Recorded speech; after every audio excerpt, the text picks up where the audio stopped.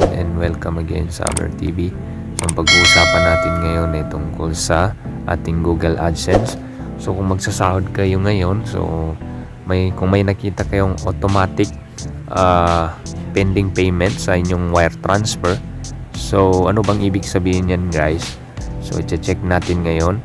Okay, so ayan. So punta lang tayo sa ating AdSense account, then ilagin natin yung Gmail account natin, which is doon nakakonect yung ating YouTube channel.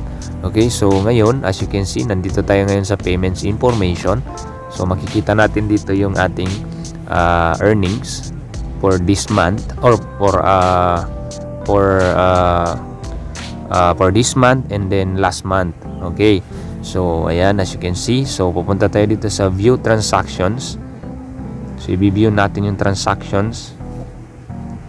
Okay, so ayan, as you can see, meron tayong makikitang automatic payment pending wire transfer. Okay, so ayan.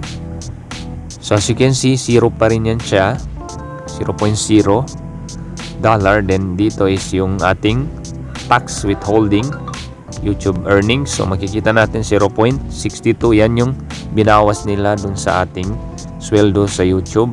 So nabawasan siya ng tax. Okay, so sa US yan, sa Amerika yan siya. So ngayon, as you can see, as of January 21, 2025, automatic payment pending wire transfer to bank account. Ayan, so makikita dito yung earnings natin. So tatakpan lang natin for security purposes. So ayan,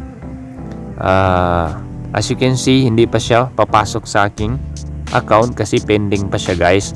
So ang ibig sabihin yan, pag pending, guys, ibig sabihin on process pa yung ating sweldo sa YouTube. So wag tayong mag-alala, guys, kasi papasok pa rin yan. Check lang natin ulit mamaya kasi magiging kwan na yan, hindi na siya pending, maalis na yung pending. So ang makikita natin dyan, guys, is automatic payment wire transfer to bank. So maalis na yung word na pending.